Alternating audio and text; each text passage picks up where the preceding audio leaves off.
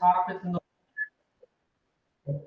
I'm Joe Rutherford, the President and CEO here at the Latino Chamber. So welcome to our office. This is our third edition of Get to Know Your Community Resource Workshop. And just some historical information. This is a relatively new workshop series for us.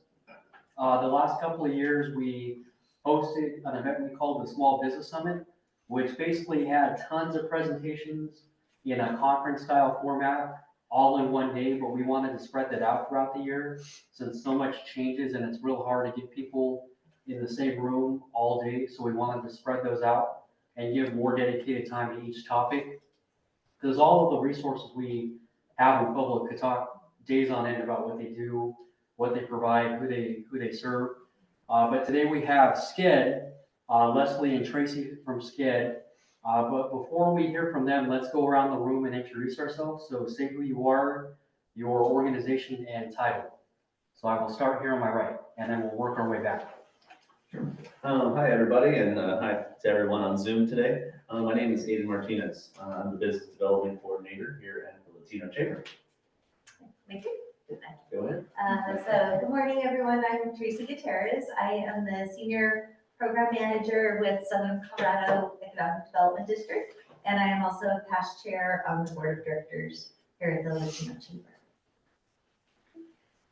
My name is Iris Marquez, and I'm from First Light Home Care. I am sales and marketing receptionist. I do a little bit of everything there. So, hello, everybody.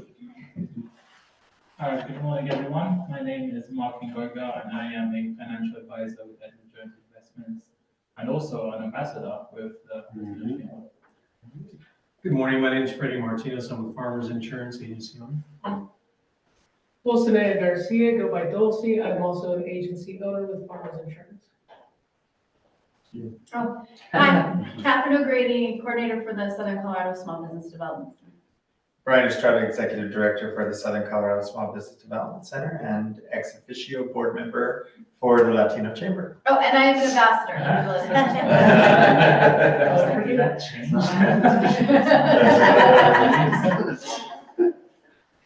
I'm Shawnee Makinich. I have Makinich Farms, a nonprofit farm that does educational programming in Penrose, and my husband is with MJM Contracting, and we're a disaster restoration company.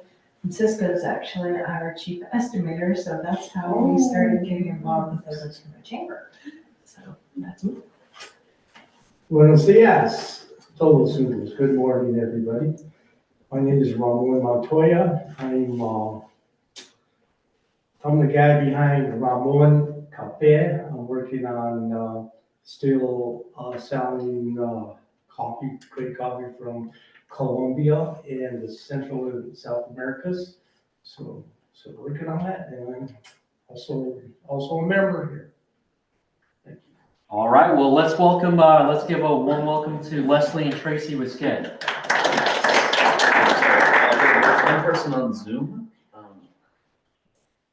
To Idabel on Zoom, if you'd like to unmute and introduce yourself, go ahead.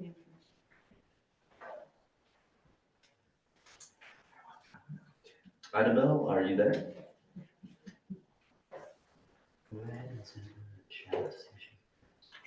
All right, we'll take it away. Go ahead and give a background of yourself as well.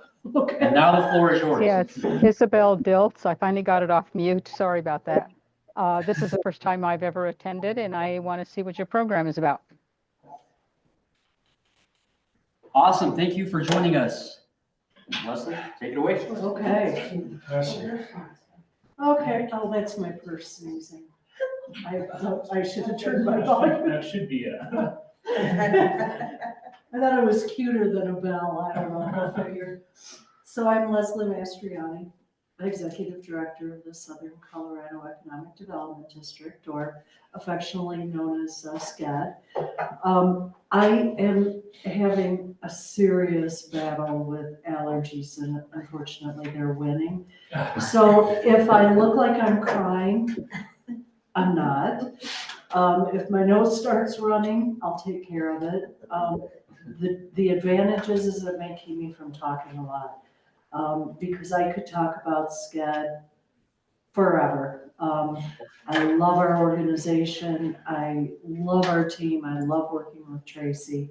We do some fantastic things for our region, and I'm excited to share those with you. I have been with SCEDD for a little over 3 years. Came here from South Dakota, Sioux Falls in particular, other side of the state from Mount Rushmore, but I have been there. I worked for a similar organization for 7 years-ish in South Dakota, doing much of the same types of activities, doing some grant writing, planning, strategic planning, that kind of thing. And then before that, I worked for decades in Northwest Illinois. So most of my work is predominantly rural.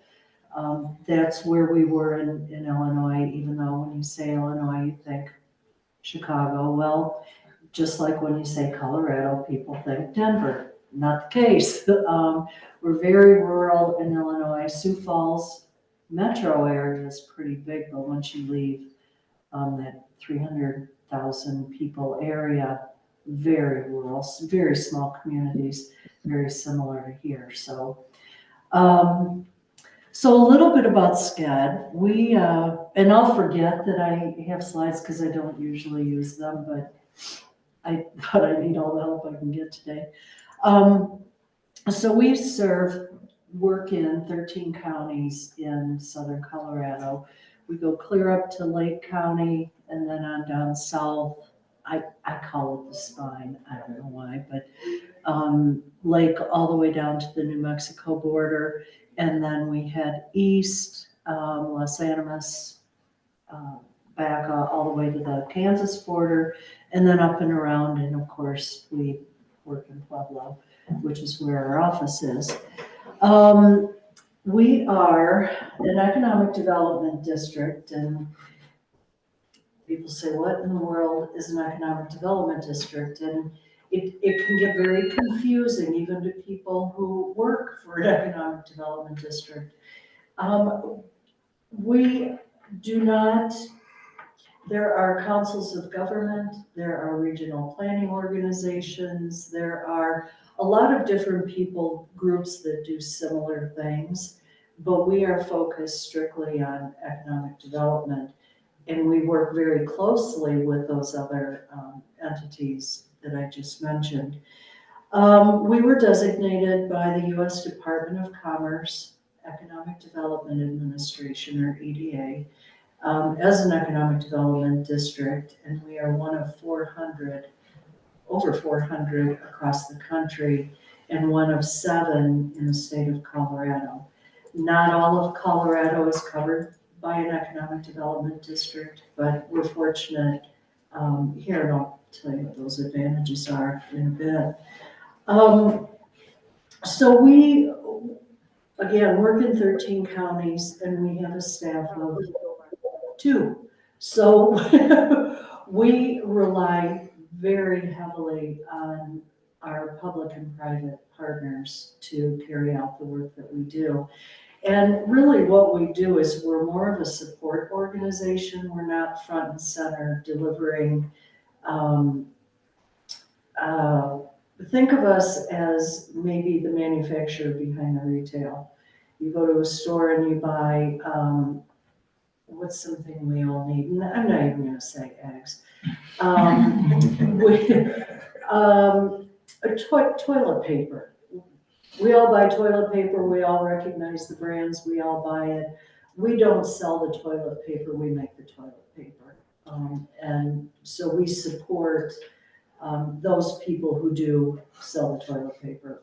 How I came up with that, I don't know. It's the Zyrtec or whatever I took to support it, but so one of the things that we're charged with is putting together, and really this is the core of what we do, is we put together every 5 years, it's a 5-year living document called the Comprehensive Economic Development Strategy, or the SCEDDS. And this is a locally based, regionally driven economic development plan, or like a strategic blueprint or a roadmap for our region, where we author the SCEDDs, or the SCEDDs, we don't own the SCEDDs. It is put together, we pull together stakeholders from across the region, public, private, nonprofit sectors.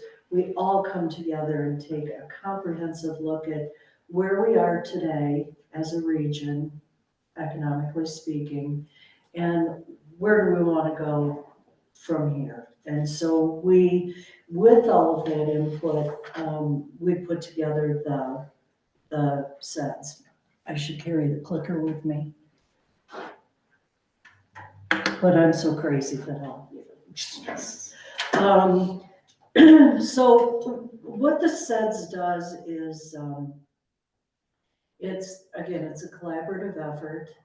It's a strategy that really celebrates our strengths and then helps us to unlock some exciting opportunities that are available in our region. We do I'm sorry to interrupt you. Is it okay if I take pictures Oh, of your slides? yeah. I wanted to ask before I took it. Please don't critique them, no. If you say bad words about me behind my back, I'll be upset. It's just easier than taking notes, and I'm so sorry to interrupt you, but I No, wanted to be sure. feel free.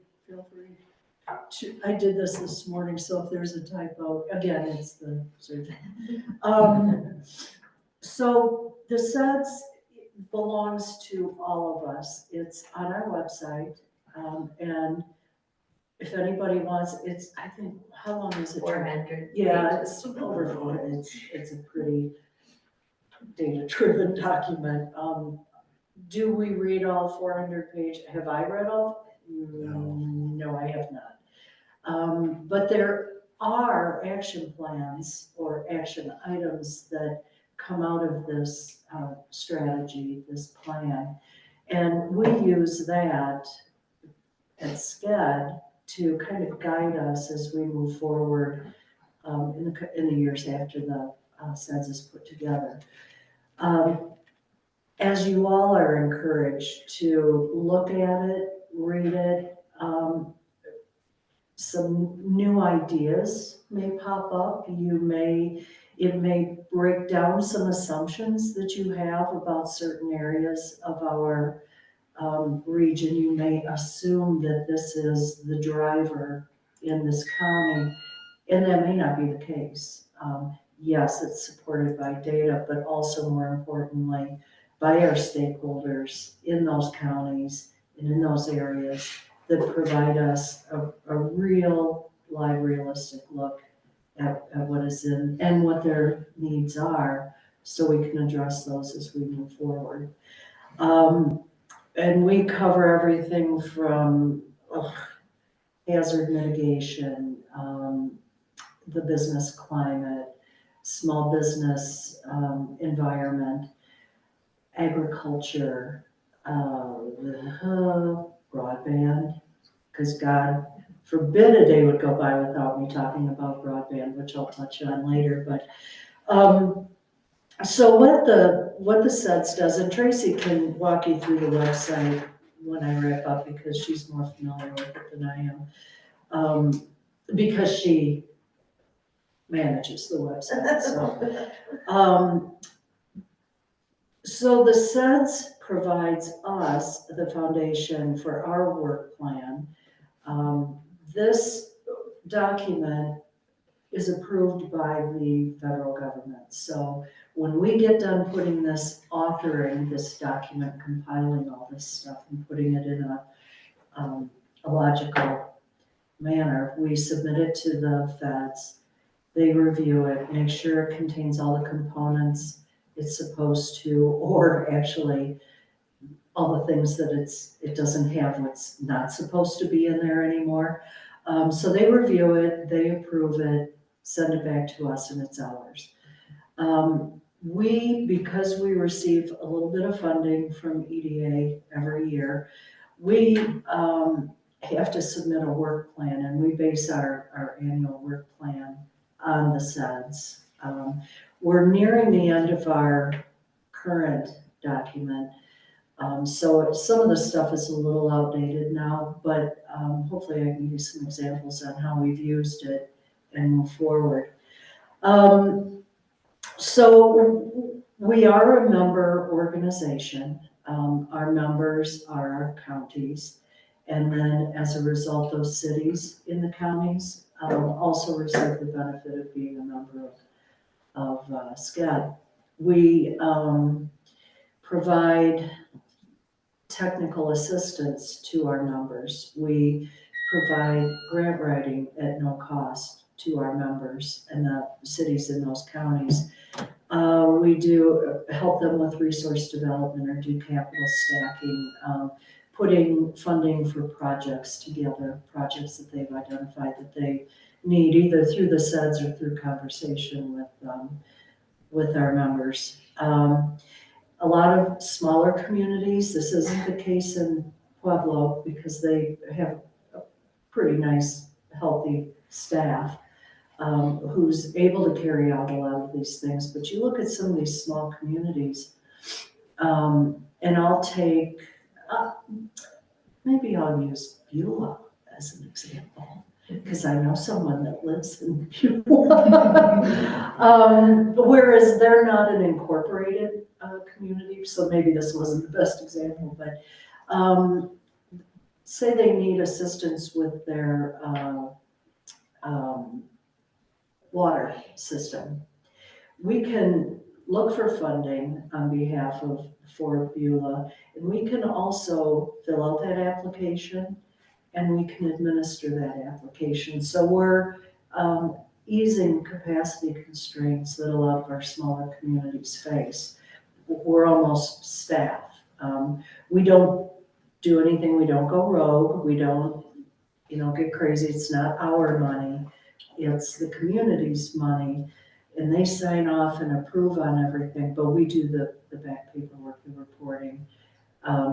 Sometimes a lot of, which I find funny because I've been doing grant work since I was a long time. But a lot of people are intimidated by the volumes of paperwork and reporting requirements required of funding sources. And for us, it's second nature, and so it's not, and we recognize that is a little intimidating, and so we're more than happy to help with that. So our first responsibility is to our counties and those communities. There are cases where we, I did have to do a shameless plug, you ready for this? There are services that we kind of provide regionally that benefit our members. One of those, shameless plug coming, in June 25th at 10 in the morning at the Old Town Carriage House. We're hosting a water and sewer summit where we have speakers coming from CDPHE, Colorado Department of Public Health and Environment, Rural Development, Department of Local Affairs, you have some panelists with some best practices or lessons learned. So it'll be a fun-filled day focused on our water and sewer providers or municipalities who have public works departments. So we're looking forward to that. And that's one of the things that we do is we are very good at convening, very good at building that bridge between the local communities and the state and federal government.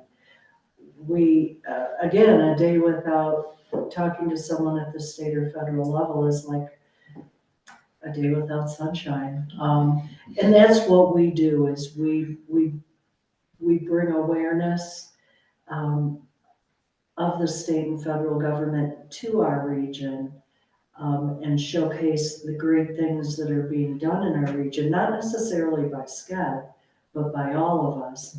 And then also raising our Southeast Colorado flag and saying, at the state and federal level, and saying, we're here, we're here. And I think we've done a fair job of that. A week ago, God, it was more than a week ago, wasn't it? No. When we had the Summit. OEDIT had the opportunity now Talent Summit here in Pueblo.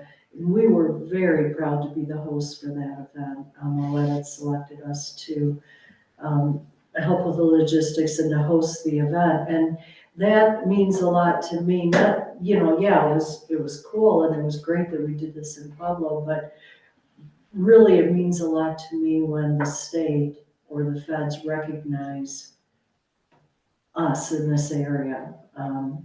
We have Monday, next week is a EDA conference in Denver, and they're making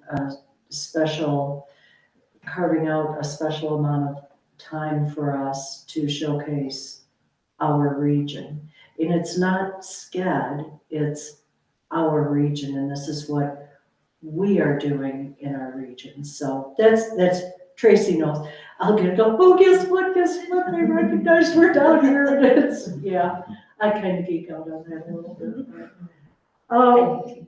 So there are some things that pop up, excuse me, nose is running, that pop up that are more regional initiatives where there isn't any one person or any one entity addressing this gap that we see. That's not to say that it's not being done in certain parts of our region, but we look at things at a 13 county high level. So while City of Pueblo residents or businesses may be very well served, the same may not be true for those in Walsenburg or Leadville. So we look at, well, what can we do to help our whole region and bring together our partners? Because again, it's just Tracy and I, so we can't work alone. We have to bring in partners. So through our work plan, as a result of the SCEDDs, and this has been our work plan for the last 2 years, we're focusing on workforce development, small business development, and broadband. And I'll share a few highlights on those. So broadband, it's funny when I spoke, Brian asked me to speak to Rotary on Monday, and as he's running through the things, he mentioned broadband. Oh, yeah. And then Noah did the same thing, mentioned broadband. Oh, yeah, that's right. Well, we've really kind of kicked behind in the broadband field. About 3 years ago, shortly after I started, we received some money from EDA to put together a broadband blueprint, which gave us the opportunity. We hired a consultant, Detesco, out of Fort Collins. We created a document and that's on our website too, Tracy can show you where it is, that showed us what the state of broadband or high-speed internet is in our region. We identified quite a few areas where service is less than stellar. So either non-existent or just subpar. And I think the whole broadband issue came to a head during COVID, as you have people working from home, kids studying at home, and all of a sudden you have to start taking turns as to who, and then God forbid somebody would want to play a game or stream a video, it's really became apparent, the constraints that we live under without high-speed internet. And from an economic development perspective, healthcare. Brian, do you mind if I call you out on that? So he did telehealth today, which I may do this afternoon, you just never know. My sister has a very rare blood disease, and she doctors with a specialist for this particular disease in San Antonio. And my sister has never seen her doctor in person, but she's able to get treated by a doctor through telehealth. And it is a terminal disease. She's in remission now, but he refers her to her local hospital for blood work, for, blood transfusions, whatnot. But that's how she doctors, and it has saved her life. So thank you, being able to do telehealth. Education, Tracy was on a call yesterday and I was being nosy and listening in, and there were a couple of people that were getting their master's degrees because they had to work full-time in order to pay their bills and support their family, but they were getting their master's degrees online. Couldn't do that without broadband. And that's just a sample. Particularly in the more rural areas, people can engage in commerce online through, they can sell through e-commerce platforms. Even, gosh, and I think it was up near Leadville area, point of sale. You have to have internet in order to do that. So what does broadband have to do with economic development? Quite a bit. So we found these deficiencies, and the state, through federal ARPA dollars related to COVID, they had, I believe, $162 million available through the Capital Projects Fund. So we took the plan, put out an RFP, had two providers, internet service providers that responded, CCOM, and Vero Broadband, and they're mostly up in Lake County, not Vero Cable, but Vero Broadband.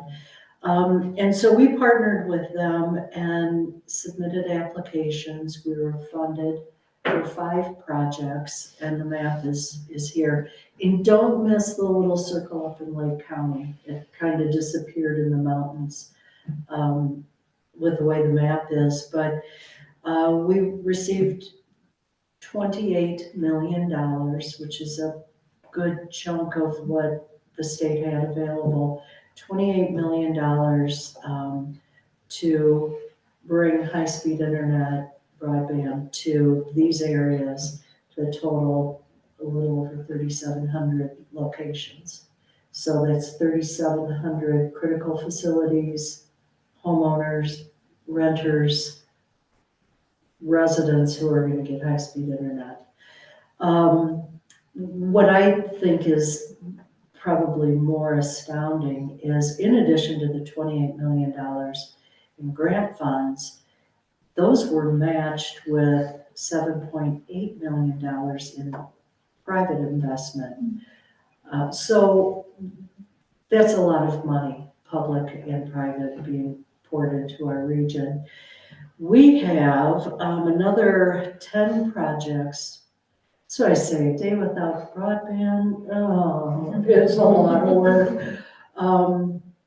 We have 10 projects pending now through the BEAD program, which you may or may not have heard of. It's federal money. It is IIJA money, so part of the infrastructure, bipartisan infrastructure law that was passed when Biden was president. We have $5.4 million in requests for over those 10 projects, which will assist over 3,300 locations. They're smaller projects. In hindsight, when the CPF Capital Projects Funds were announced, there were a lot of people across the state, and I got the last laugh, unfortunately. A lot of entities across the state said, I'm gonna hold out for BEAD, I'm gonna hold out for BEAD, because that was 800, it was almost $1 billion being allocated to the state of Colorado. And they said, oh, we're gonna hold out for BEAD, and so we're like, okay, you do what you want, but we're gonna sweep in and grab these CPF funds, and they did. Well, so we've also submitted these smaller projects for BEAD. Unfortunately, those are uncertain at the moment. All indications is that the projects will move forward. There will be some changes to the program. I'm not going to get snarky, but I get weird when it comes to taking money out of our hands. We had to, because this was IIJA related money, we had to put in our applications how we were going to address DEI, for example. Well, now we have to turn around and remove all mention of DEI because it is contrary to executive orders. So that's slowing things down a bit. All indications is that we will receive word on funding.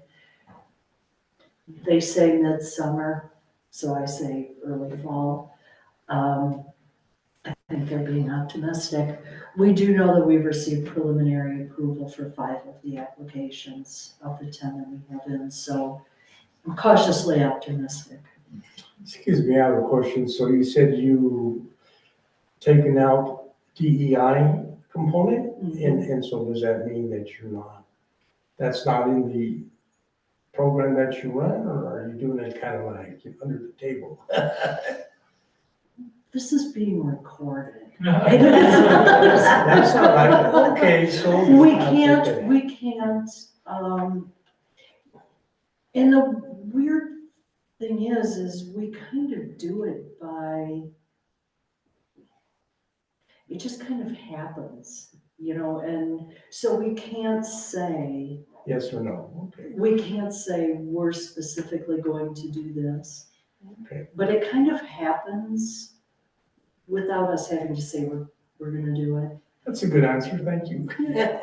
Is that wishy-washy enough for you? Will that hold up Moving forward. Will that hold up in a court of law if I get the opportunity? Now I'm starting to get snarky on this stuff. Again, when it comes to taking money out of my pocket, I get, not my pocket, but benefit to all of us, I get a little weird. So those are our, that's our broadband program. If you want to talk, for a couple days on it, just give me a call. I could probably, I know enough to be dangerous. So, I just like this picture. It means absolutely nothing, but it was taken at one of our business resource fairs. This is another one of our so-called pillars or foundations of what we do. Along with broadband, workforce development is our small business development sector or initiative. This came about, I've tried to block part of this out of my memory. 3 years ago, SCEDD was awarded $1 million grant from the Small Business Administration, or SBA. And we worked closely with 5 or 6, they kind of came and shuffled a little bit, but 5 or 6 partners throughout the community in helping small and emerging businesses with various areas of technical assistance. For example, SBDC was one of our partners, and so if we did the intake and someone wanted to start a business and one of the first things, do you have a business plan? Nope. Then we would refer them to SBDC, where they would get that technical assistance. They would come back to us, and we would follow up and say, okay, so now what's your next step? This is what we should do. This is what we should look at. Latino Chamber was also one of our, we call it was a hub and spoke model, and they were one of our technical assistance providers. We didn't, staff did very little actual providing technical assistance. Rather, we were more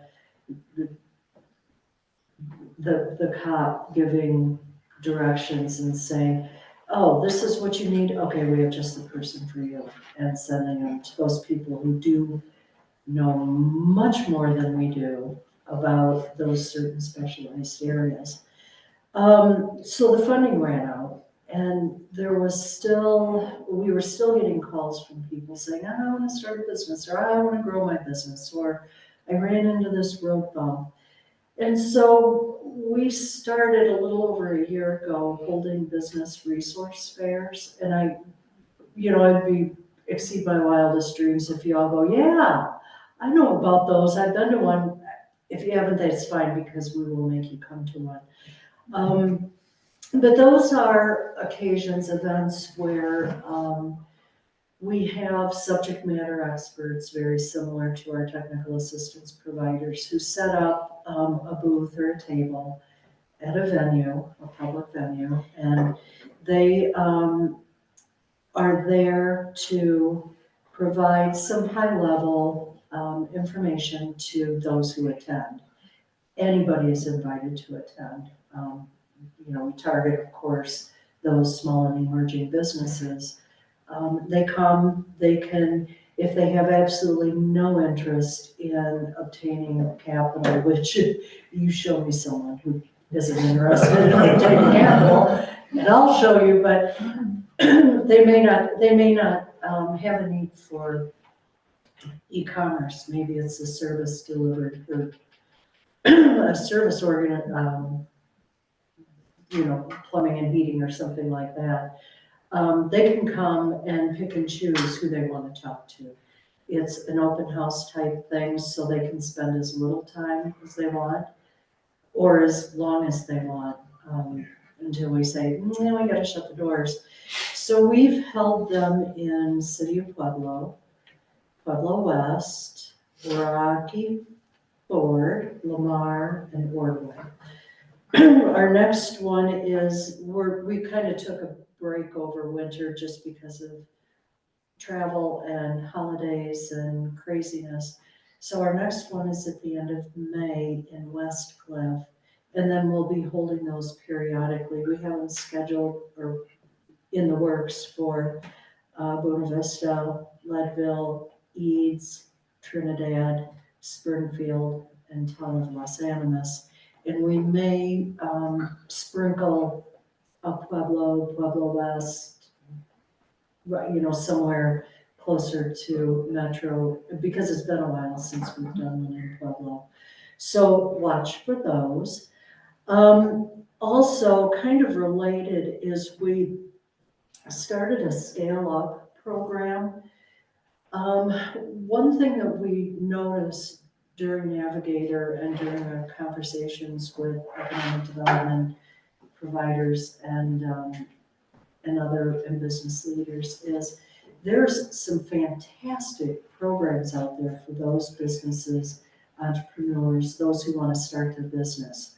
So why did we need to go and stick our noses in where it doesn't belong, when that isn't a need in our region, anywhere in our region?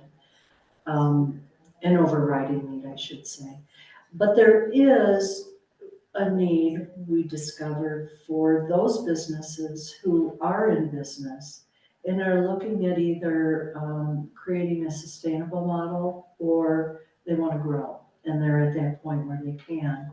They're not startups, but they want to grow, or they want to be sustainable. So what we're doing with Scale Up is something very similar to what we did with the Community Navigator program, is businesses who are interested and think that this would be a good fit. We act again as a hub. We do the intake, we do some one-on-one conversations. Okay, you've been in business for a year now, or 2 years, or 5 years. Where did you hit your bumps? Where are your obstacles? What are your obstacles? Where are they? What can we do? What kind of expertise do you need? And then we go out and find that expertise and provide them with that. We have in the offing, I think it's also in May, which God, my spring is kind of shaping up to be a little busy, but we're holding a seminar on updating a marketing plan. Again, our scale-up clients are invited to attend, but we'll also open that up to anybody that has an interest in it. We're not going to exclude others. We have a digital library that we put together during the Navigator program process. So if someone comes to us and says, I've been using SAGE as an accounting, I'm making stuff up now, as an accounting software, but we really want to incorporate QuickBooks. What advice do you have? Well, here, we have this video in our digital library. See what you think. Easy peasy, and we have them, and we'll share them upon request. So that's our scale-up program. It's a very small program. We're not striving. I think one of the problems we had, not a problem, but I think with Navigator, the focus was more on quantity versus quality. And I don't think that, this is my opinion, you can most certainly argue with me, Brian, because I know you well, if you disagree, but when you have, we had over 300 people that came in for the Navigator program, and it was a 2-year program. That's a lot of people to try and give quality service to. And so that was one of the lessons that we took when we did our scale-up program is I would rather give really good, personalized, valuable assistance to this many people than just trying to get the numbers to make it look good. But how does that balance out the benefit? So if you know of someone who's interested in scale up, just have them reach out to us, either Tracy or myself, and we'll get them looped in. So the last focus area, there we go, is workforce development. And I don't have a lot to share, but I do have a lot to share. So it was before we applied for capital projects funds through broadband, in a lot of conversations with the Colorado Broadband Office, we all said, this is going to be just a hot mess when all of these projects are funded, because who's going to do the work? We lack workers. Do you remember what the number is, Tracy, the deficit? It was an ungodly amount of people that industry is going to need just to install fiber. And that's not including the heavy equipment operators who will do the trenches. That doesn't include the traffic control people who will keep our roads and workers safe when we are doing work on public right of way. So a whole lot of businesses all tied in, and we have a serious deficit. So this idea has been brewing, and through conversations with the Colorado Broadband Office, the governor's office, the workforce centers, Colorado State University system, the community college system. We've all been putting our heads together and trying to think of a way to address this. So this idea has been cooking in my brain for a while, and I finally identified a funding source. Of course, this funding source requires match. So I've also identified 3 other funding sources to provide the match. So I think I'm ready to put, okay, not pen to paper, but fingers to keyboard, or I should say maybe for brain to monitor. So we're going to be looking very soon, probably I'm hoping by the end of May, submitting an application where we will work with, again, this is regional, anybody who is unemployed or underemployed wants to change career paths, wants to get out of a job where there may not be, I'll use my convenience store guy, and Tracy and I both had mental pictures of this make-believe person, but you have a guy who maybe has a girlfriend and a child. He works at a convenience store. He's never gonna make a ton of money. Even if he ends up being assistant manager of the convenience store, he's not gonna make a ton of money. Is that enough money for him to live the American dream and to raise his, help support his family? So it may be an underemployed person such as that who may say, hey, I can make 3 times this much doing something that I'm trained and qualified to do. So we will look at this population. We'll work with the workforce centers on identifying people in addition to other outreach efforts. I also have a soft spot in my heart for post-incarcerated people. I believe that second chances are warranted. And so we will look at getting some, qualified referrals. We will provide the training in a different variety of, again, I'm not going to provide the training because I couldn't tell you what a splicer does if you paid me, but we'll bring in trainers. We'll do them either on site for short condensed time periods, say a 2-week, 2 40-hour-a-week trainings where they would get a certification. We'll work with the community colleges and other service provider, education providers to do maybe certificate program, which may take a little bit longer. We will look at a hybrid model so that people who have to work can continue to work and still get the certification. And then we'll also dive into the 4-year, degree programs. Those who, some, oddly enough, we need engineers, we need surveyors, we need some people that have a degree of higher education. So we'll take care of that training. The grant funds will pay for the trainers, pay for tuition assistance, certification fees, licensing fees, that kind of thing. But then the key is we will place them with an employer. So it's not just congratulations, you 10 people, you just earned a certificate in aerial fiber installation, go forth and serve the Lord. That's all well and good.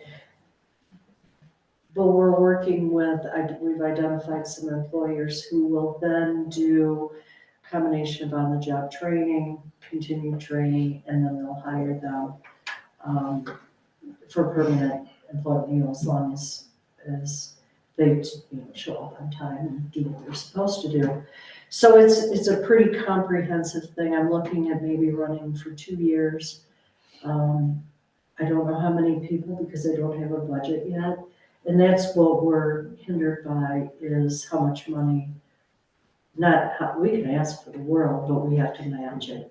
So if I can only scrounge up $300,000 in matching funds, then that limits how much I can ask EDA for. So that's what I'm working through now. And again, working with our partners, getting, really good feedback. And so that's our next big thing. What else do? We do a lot. We stay really busy. As I said, we're gearing up for the SCEDD. This is not just for our usual partners like the Latino Chamber, SBDC, and others. Private sector's welcome, education, anybody who's interested in giving us their opinion, and everybody has one, is more than welcome to join us in our effort. The more diverse the group is, the more different viewpoints we hear, the more valuable this document's going to be for us moving forward. So I think, Tracy, do you want to wing through the website and show some of the finer points? And that'll include, this really isn't dirty, but I'll take it with me. And the website also shows how to contact us. We're hard to miss because we're loud and full, but our office is in the BTC building over at Petco, that's on the 3rd floor, kind of tucked away in a corner, but you can usually hear us. So you're more than welcome to stop by and try and catch us there if we're not out gallivanting around the region. And yeah, so Tracy and you, I'm sure know everyone, so. Yeah. Thank you. Because Tracy knows absolutely everyone. Tracy is not quiet, but she used to be quiet. So, let's see. Oh, Aiden, I hate these ones. Can you come help me? That's why she made me do it. Oh, there I am. Okay. So this is our website. We're very proud. Don't forget to like us on social media. We are on Facebook and LinkedIn. So this gives a little bit of, there you go, information about our counties. We actually just started a new blog, so you can click here and I'll show you where else you can find it on the website, but things that are relevant to economic. I don't believe we're sharing the Oh, okay, screen. thank you. Things that are relevant to economic development. So this was something that we thought those types of shorter articles with explanations about what we do, who we are. So we have a blog post on broadband, and then the second one that we did is on why are economic development districts necessary and what do we do to serve our 13 county regions. So check back, those are every other Thursday. We'll have one posted later today. Yes, we will. If not, it'll be tomorrow morning. So a little bit about who we are, what we do. There is our map, and then you can click. This talks about our sets. So as Leslie said, that's front and center for us right now. We'll be doing those stakeholder meetings between June and September. So you'll be hearing information about that, and we'll send out some questionnaires ahead of time that kind of get your juices flowing about what you think, what you feel, some of the topics that are relevant. So we'll definitely provide that for the newsletter, and maybe folks can log in that way. So watch for that coming your way. And then, so if we go back up here, I won't go through the whole thing because I know we're getting short on time. Here we go. So one thing I will point out though, I'm trying to think. Oh, here we go. So what we do, so these are, you can tell I don't do this all the time on these. Makes me dizzy. How do I go down? There we go. So these are some of the plans and studies that Leslie alluded to. So we also do have our broadband blueprint here. If you're interested in a little light reading, there we go. You can download the document and take a peek at that and the plans. Let's see, where'd it go? I am not good at this one, Aiden. Help. That's when the kids go, Mom. Just one other thing, real quick. Thank you, sir, very much. Can you go to the about right there? Yeah, and then go down to news and events. Sorry, Yeah, thank you. Thank you very much, Aiden. You're welcome. Appreciate your assistance. So this is something I'm really excited about. We have our events calendar. We do have our presentation today listed on there as well. So all of our business resource fairs will be on there. You can check that out regularly. Our Water and Sewer Summit is on there coming up in June. This has the blog posts that I mentioned, and then also the back issues of our e-newsletter. So our last one was obviously for March. So you can take a peek at that. And we share information relevant to all of our counties. So in our last newsletter, we had information about the SCEDD process, because that's really front and center for us. Also an update on our broadband project. So the map that you saw that outlines all the areas that are currently moving forward. And then we do have information in there periodically about funding opportunities for our region in various ways. So whether it's something that would be relevant to a county, or specific water projects or recreation funds that are available, things along those lines. So check out our website, because we're very proud of it. If you do see an error, please let me know, because that sticks in my craw. But it's really a great tool. Like I said, LinkedIn, Facebook. This month we've had quite a bit on social media so far. It is National County Government Month. So we want to recognize all of our counties, and having 13 of them, we're having a lot of activity on our social media. One thing, we talk a lot about the SCEDDs. My very first day walking in, that was one thing Leslie shared with me immediately. I have a copy at my desk, and I also have a copy at home because I work remotely on Fridays. So that document is front and center all the time. But we really want to hear your input, and this is a really important project for us through our partners at EDA. We'll be at a conference next week. We'll be learning more about that, more about what the SCEDD should be looking like for the coming year. And it really is a living, breathing document for our entire region. So anything else on the website? Go to, about where it gives our contact info. Oh, okay. That way I can just make sure you did it. Okay. Make the correction. I did the update. I had to make a correction. Quality control. Yes, ma'am. So. And we are overseen by a board of directors, and as with most nonprofits. There we go. Thank you. How do I get rid of that, Aiden?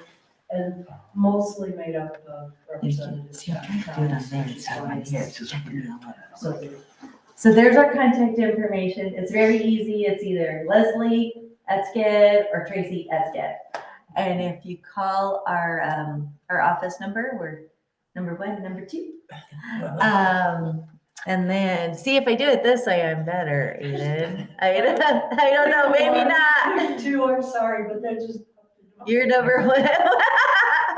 We have to make things fun, Leslie. Oh, there's the contact. Here's the list of our board. Oh. 2 hands, 2 hands. I Two can do it. Oh, come on, Brian. Now I'm 8 and a half. Let's see. Board of Directors? Thank you. I provide a lot of comic relief Tracy's in our also in house. charge of our IT. And I'm just kidding. That's when I go, help. So our full list of our board of directors, as Leslie shared, there we do have representation from all of our counties. Obviously, Pueblo County, a little larger area, so we have a few more at-large members there. We do have at-large members from throughout our region as well. So we have representation from Otero College, Prowers, Economic Development. So it's really we have a really strong board and really great engagement with our counties. So any questions? And please don't judge me by my technical skills. So. Thank you. your technical skills, my weak eye, we're just. We're a strong team today. If you don't like me crying. Yeah. Any questions from anyone? In that case, let's give a big hand for Leslie and Tracy. Thank you very much. Thank you all for Thanks being for having here. us. Yeah. This was great. How's it going? Good. Good.